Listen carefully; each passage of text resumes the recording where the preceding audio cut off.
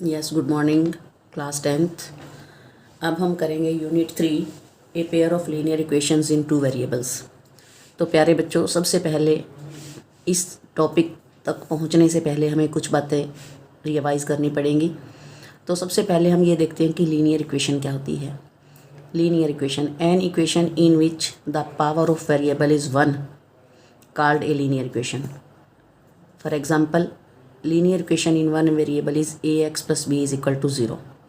ax plus b is equal to 0 जो है वो जनरल फॉर्म होती है लीनियर इक्वेशन की, where a is not 0। a कभी 0 नहीं होना चाहिए और a and b are real numbers. ये यहाँ पे लिख लेना, a and b are real numbers means कोई भी नंबर a की जगह पर हो सकता है, कोई भी नंबर b की जगह हो सकता है। तो ये तो था हमारा वन वेरिएबल में। 9th क्लास में हमने लीनियर इक्वेशन इन 2 वेरिएबल्स भी पढ़ी है। तो लीनियर इक्वेशन इन 2 वेरिएबल्स थी हमारे पास ax plus B Y plus C is equal to 0, where a b c are real numbers and a and b are not both zeros. दोनों कभी भी 0 नहीं होनी चाहिए।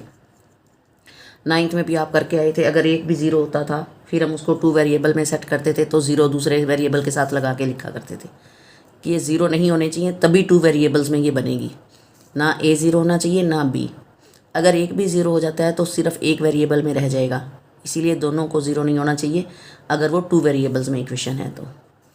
उसके बाद linear equation in one variable has one and only one solution. Linear equation का केवल एक ही सोल्यूशन होता है, ऐसा हमने 6th में, 7th में, 8th में पढ़ा है। सब आपने सॉल्व करें और आपका एक ही आंसर आया करता था। उसके बाद है linear equation in 2 variables has infinitely many solutions. ये बात आपने 9th क्लास में पढ़ी थी कि x की कोई भी वैल्यू पुट करो तो वहाँ से y निकल जाता है और y की कोई भी वैल्यू पुट करो तो वहाँ से x निकल जाता है। तो बहुत सारे इनफाइनेटली मैनी सॉल्यूशंस जो है वो हम लीनियर इक्वेशन में निकाल सकते हैं 2 वेरिएबल्स में। उसके बाद हमें ये भी पता है the graph of every linear equation in 2 variable is a straight line. 9th class में हमने सीखा था कि 2 वेरिएबल्स का जो ग्राफ होता है वो हमेशा एक स्ट्रेट लाइन होता है। उसके बाद अब और बातें क्या क्या हम पढ़ के आए हैं पीछे से वो और देख लेते हैं। x is equal to 0 is the equation of y axis, ये भी हम पढ़ के आए हैं क्लास 9th में यूनिट 4 के अंदर। y is equal to 0 is the equation of x axis. The graph of x is equal to a is a straight line parallel to y axis. The graph of y is equal to a is a straight line parallel to x axis. An equation of the form y is equal to mx represents a line passing through the origin. ये सारी बातें जो हैं वो अपने को अभी काम आने वाली हैं आगे। उसके बाद है do you know every point on the graph of a linear equation in 2 variables is a solution. जो भी हमारा ग्राफ बना लीनियर इक्वेशन का, वहाँ पर हम कहीं पे भी एक पॉइंट मार्क कर लें और वो पॉइंट उसके कोऑर्डिनेट्स हम देख लें तो वो लीनियर इक्वेशन में पुट करेंगे तो वो पूरा सेटिस्फाई होगा। तो मीन्स हर पॉइंट जो भी उस ग्राफ के ऊपर आया वो उस लीनियर इक्वेशन का एक सोल्यूशन होगा। उसके बाद है अब हम आ जाते हैं ए पेयर का मतलब है जिसमें 2 इक्वेशंस हों।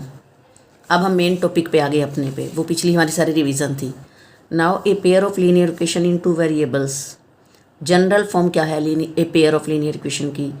a1x plus b1y plus c1 is 0, a2x plus b2y plus c2 is equal to 0। ये जनरल फॉर्म है लीनियर इक्वेशन की, pair of linear equation, where a1 b1 c1 a2 b2 c2 are all real numbers and a1 का square plus b1 का square अगर हम करें तो not 0 आना चाहिए, a2 का स्क्वायर करें और b2 का स्क्वायर करें तो वो भी इनका सम नॉट 0 आना चाहिए। ये इसकी कंडीशन है a pair of linear equation की। We know when there is one equation means linear form में in 2 variables its graph will be a straight line. हमें पता है कि अगर लीनियर इक्वेशन है हमारे पास 2 वेरिएबल्स में तो उसका ग्राफ जो है वो एक स्ट्रेट लाइन होता है। But when there is a pair of linear equation, अगर हमारा पेयर ऑफ लीनियर इक्वेशंस होगा इन 2 वेरिएबल्स में और सेम प्लेन पर होगा, देन 3 पॉसिबिलिटीज़ कैन हैपन। एक ही ग्राफ के ऊपर हमने दोनों लाइंस का बनाना है, जैसे इस लाइन का भी ग्राफ बनाएंगे, इस लाइन का भी ग्राफ बनाएंगे और एक ही ग्राफ के अंदर। तो क्या पॉसिबिलिटीज़ हो सकती हैं? 3 पॉसिबिलिटीज़ हो सकती हैं। The 2 lines will intersect each other at 1 point. हो सकता है कि दोनों की लाइन जो है वो एक पॉइंट पर इंटरसेक्ट करे। The lines will not intersect and they are parallel. हो सकता है कि दोनों लाइनें पैरेलल चली जाएं। और तीसरा है the two lines will not intersect, means दो लाइनें इंटरसेक्ट भी नहीं कर रही हैं और पैरेलल भी नहीं है। The two lines will be coincident, means जब हमने एक स्ट्रेट लाइन का ग्राफ बना लिया, linear equation in two variable जो दी हुई थी इसका ग्राफ बना लिया, और जब दूसरे का बनाने लगे तो उसके पॉइंट्स भी उसी के ऊपर आ रहे हैं, मीन्स एक लाइन दूसरी लाइन को अपने ऊपर कवर कर रही है, तो वो होता है कोइंसिडेंट। ठीक है, तो ये 3 सिचुएशंस होंगी अगर पेयर ऑफ लीनियर इक्वेशंस का होगा तो। पेयर में 3 कंडीशंस जो हैं, 3 सिचुएशंस जो हैं वो क्रिएट होंगी। वी कैन फाइंड सॉल्यूशन और सॉल्यूशंस भी, एक सॉल्यूशन भी हो सकता है किसी लाइन का और बहुत सारे सॉल्यूशंस भी हो सकते हैं। Of a pair of linear equation in two variables by 2 methods, हमें इसके सॉल्यूशन 2 मेथड से निकाल सकते हैं, एक तो ज्योमेट्रिकल मेथड से और एक हम निकाल सकते हैं अलजेब्रिक मेथड से। तो अलजेब्रिक मेथड और ज्योमेट्रिकल मेथड दोनों तरीक़ों से हम इसके सॉल्यूशन निकाल सकते हैं। अब हम आते हैं बच्चों 3.1 का, मैं एक सम आपको सॉल्व करवा देती हूँ, बाकी के दोनों सम आप खुद सॉल्व करोगे। 3.1 Aftab tales his daughter 7 years ago I was 7 times as old as you were then. Also 3 years from now I shall be 3 times as old as you will be. Represent this situation algebraically and graphically. तो सबसे पहले हम algebraically representation देते हैं इसकी। ऐसे ऐसे सम हम 8th में 9th में करते हुए आ रहे हैं।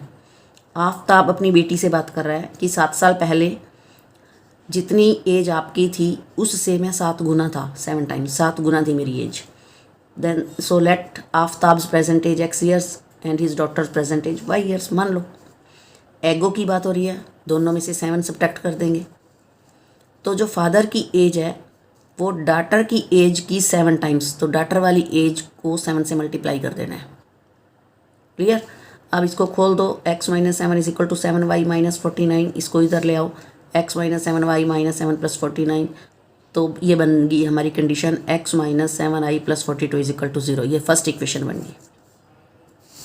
सेकंड क्या कहता है, ऑल्सो 3 years फ्रॉम नाउ, अब से 3 साल बाद, आई shall be 3 times as old as you will be, मैं तुम्हारी, जब तुम्हारी 3 साल बाद जितनी एज तुम्हारी होगी उससे तिगुनी होगी मेरी एज, 3 times होगी।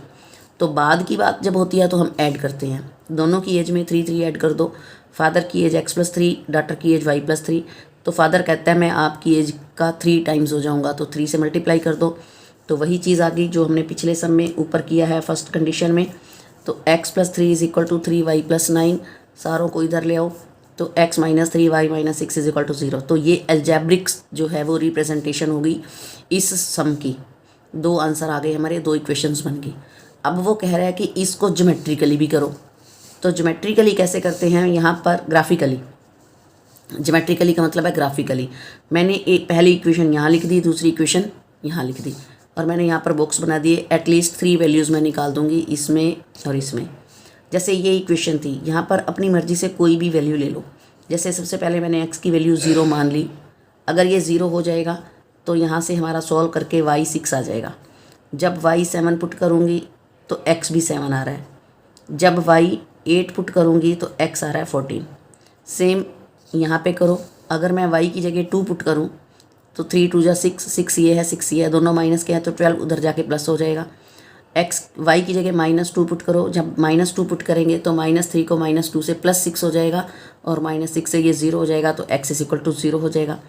जब x 0 पुट करेंगे तो 6 से 6 कट जाएगा, तो y 0 हो जाएगा। मीन्स कोई भी 3 वैल्यूज़, कोई भी 3 निकाल दो। अब हमने इसको एक ही ग्राफ के ऊपर प्रेजेंट करना है दोनों लाइनों को। तो सबसे पहले आप ये देख लो, इसमें माइनस की कम है वैल्यूज़, तो मैंने माइनस वाली जगह थोड़ी छोड़ी है। इधर ग्राफ बना लिया मैंने, x डैश y डैश, 2 2 का गैप लेते हुए मैंने बनाया है, क्योंकि 14 तक मुझे जाना था, तो 1 2 3 4 पूरा पेज चाहिए था, तो मैंने थोड़ा छोटे में ले लिया 2 2 2 का गैप। मर्जी है आपकी। पहला है यहाँ पर जैसे 0 6 x 0 और y 6, x 0 और y 6 ये है, x 0 y एक्सिस पर होता है और y 0 x एक्सिस पर होता है। तो 0 6 मैंने ये ले लिया, 7 7 6 और 7 के बीच में, यहाँ 6 और 8 के बीच में, इधर भी 6 और 8 के बीच में ये आ गया। इसी तरह x14y8 x14y8, तो ये जो इक्वेशन है, ये जो ग्राफ है वो x minus 7y plus 42 is equal to 0 का है, तो ये स्ट्रेट लाइन आ गई। इसी तरह x12 है y2, x12 y2, x0 y minus 2, x0 यहाँ पर है, y माइनस 2 ये रहा, x6 और y0 ये यहाँ पर मिलेगा, y0 जो है वो x एक्सिस पर होता है। तो ये जो ग्राफ बना x minus 3y minus 6 is equal to 0, दोनों हमने रिप्रेजेंट कर दी यहाँ लाइनों का। अब हमने ये बताना है कि कौन सी सिचुएशन है, इंटरसेक्ट कर रही हैं, पैरेलल हैं या कोइंसिडेंट हैं। तो प्यारे बच्चों यहाँ से देखो, स्टार्ट करो, यहाँ से देखो इनका डिस्टेंस, आगे चलते चलते चलते चलते इनका डिस्टेंस जो है वो कम होता जा रहा है। इन दोनों लाइंस का डिस्टेंस जो है, बीच का जो डिस्टेंस है वो कम होता जा रहा है। तो अगर हम और पॉइंट्स लेते, पूरा बड़ा ग्राफ ले लेते, तो कहीं ना कहीं जाकर वो इंटरसेक्ट ज़रूर करेंगी। क्लियर? यहाँ पर डिस्टेंस बिटवीन पैरेलल लाइंस हमेशा इक्वल होता है, आपको पता है, और यहाँ पर इनका डिस्टेंस जो है वो इक्वल नहीं आ रहा, यहाँ पर ज़्यादा है, यहाँ पर कम है। तो एक ऐसी पोजीशन आ जाएगी जहाँ पर ये दोनों इंटरसेक्ट कर जाएंगी, तो हम क्या कहेंगे, this situation is of intersecting lines. तो ये था प्यारे बच्चों, तो इसका क्वेश्चन नंबर 2 और 3 आप अपने आप करना, कोशिश करना। फिर भी अगर आपको नहीं आएगा तो हम जूम क्लास पे इसको और अच्छे से कर लेंगे। So thank you, have a nice day.